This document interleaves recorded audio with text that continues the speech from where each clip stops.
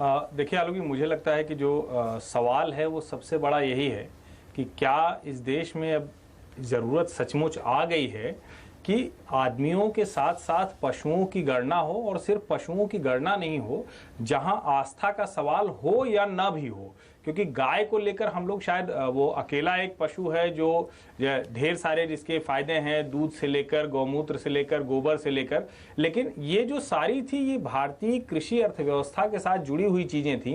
अब न तो गाय के गोबर की खाद लोग बना रहे हैं, न गाय के गोबर से घर लीप रहे हैं, और न ही गाय के दूध को उस तरह से इस्तेमाल किया जा रहा है। हालांकि देश के कई इलाकों से बड़ी अच्छी खबरें भी आ रही हैं कि गाय के दूध के दूसरे क्या फायदे हैं जो बीमारी में काम आते हैं। तो ये तो हो गया एक अर्थव्यवस्था का हिस्सा। दूसरा एक आस्था का हिस्सा है जो शरद प्रधान की बात से मैं इत्तेफाक नहीं रखता हूं। राम मंदिर आंदोलन के पहले भी जब भी इस देश में कोई भी आंदोलन शुरू होता है तो गाय की पूंछ पकड़ के, गाय को पूजा करके, और गंगा के किनारे में, चूंकि इलाहाबाद कहीं रहने वाला हूं, हर जगह पे नदी के किनारे गाय को लिए हुए एक पंडा बैठा है और उसी पे सारी उस तरह की इकोनॉमी चल रही। दूसरी तरह की इकोनॉमी हुई। तीसरी तरह की इकोनॉमी जो होती है कि गाय उसके बाद क्या, जब वो दूध देना बंद कर देगी।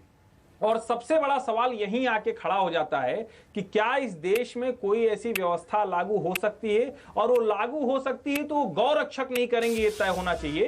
क्योंकि गौरक्षक के हाथ में आते ही वो पशु तस्करी बहुत ज्यादा बढ़ जाती है, जिस पशु तस्करी की तरफ शरद प्रधान इशारा कर रहे थे। और ये सच है कि गौरक्षा के नाम पे भी गौ तस्करी हो रही है, और गौरक्षा के विरोध में जो लोग कह रहे हैं कि मैं बीफ खाऊंगा या फेस्टिवल करूंगा, दरअसल वो सारे के सारे लोग संगठित तौर पर ऐसे अवैध पशु कारोबार के लोग हैं जिनका फायदा कहीं न कहीं घाटे में बदलता दिख रहा है। इसलिए वो इसको बड़ा प्रोपेगेंडा करते हैं और दोनों तरफ राजनीतिक पार्टियों को फायदा देता है। जी।